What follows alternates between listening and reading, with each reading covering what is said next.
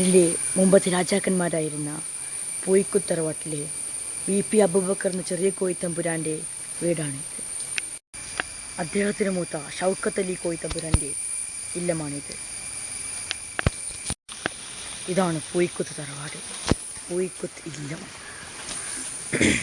മൂത്ത മകനായ മുഹമ്മദ് കുട്ടി കോയിത്തമ്പുരാൻ്റെ ഇല്ലമാണിത്. ഇവിടെയുള്ള കാർഷിക ഉൽപ്പന്നങ്ങൾ നമുക്ക് കാണാം. VP അബൂബക്കറിൻ്റെ മകനായ നിയാസ് കോയിത്തമ്പുരാനാണ് ഇതെല്ലാം നോക്കി നടത്തുന്നത്. അതുപോലെ തന്നെ മുഹമ്മദ് കുട്ടി കോയിത്തമ്പുരാൻ്റെ മകനും ആണ് നോക്കുന്നത്. ഇനി നമുക്ക് ഈ കൃഷി നോക്കി നടത്തുന്ന മുഹമ്മദ് കുട്ടി കോയിത്തമ്പുരാൻ്റെ മകനായ സിറാജുൽ മുനീർ കോയിത്തമ്പുരാനെ പരിചയപ്പെടാം.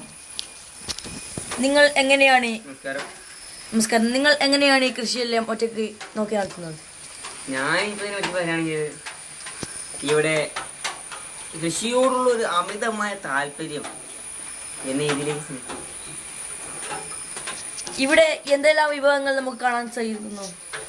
ഇവിടെ തെങ്ങ്, വായ, ഞാവൽ, മഹാഗണി, പുല്ല്, പുൽച്ചാടി, താവള, അത് പക്ഷിശൃംഖലയായി പോയി. ബാക്കിലോ തിരിച്ചു വരാം. വായ, തെങ്ങ്, ചക്ക, മൂച്ചി, അങ്ങനെ വിഭവസമൃദ്ധമായ മനുഷ്യനെ ഭക്ഷിക്കാൻ പറ്റുന്ന ഓരോ വ്യത്യസ്തരത്തിലുള്ള ഓരോരോ വിഭവങ്ങളാണ് ഞാനിവിടെ കണ്ടെത്തിയത്. നമുക്ക് ആ വിഭവങ്ങളൊക്കെ കാണാം. നിങ്ങൾ ഇനി ഇവിടുത്തെ കാർഷിക ഉൽപ്പന്നങ്ങൾ നമുക്ക് കണ്ടറിയാം.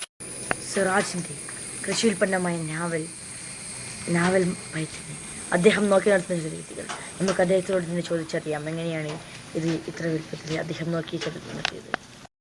ഹലോ സിറാജ് മുനീർ, ഇത് നിങ്ങൾ ഈ നാവൽ പഴം ഇത്ര വലുപ്പത്തിൽ ഉണ്ടായി, അത് നിങ്ങൾ എങ്ങനെയാണ് നോക്കി നടത്തിയത്?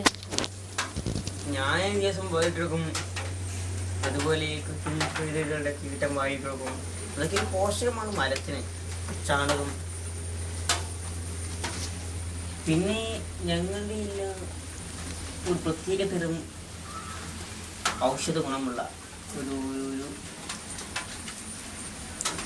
വളം തന്നെ ഉണ്ട്. അതാണ് ഞങ്ങൾ ഇവിടെ ഉപയോഗിക്കാറ്. പിന്നെ സിറാജുൽ മുനീർ, പിന്നെ നിങ്ങൾ ഈ പഴം വിൽക്കാറുണ്ടോ? ഇല്ല, ആൾക്കാർ കണ്ടോ. അപ്പോൾ നിങ്ങൾക്ക് ഇതിലുണ്ടാവുന്ന ലാഭം നഷ്ടം?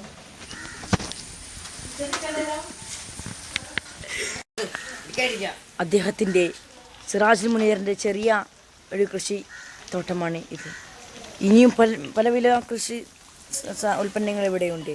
അതിൽ ചെറിയൊരു ചേമ്പ്, മഞ്ഞൾ, തെങ്ങ്, വായ, മുട്ടപ്പഴം,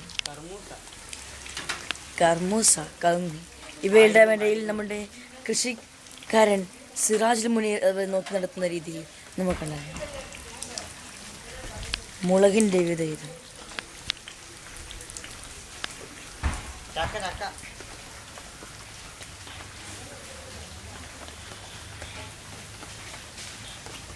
ചുവന്ന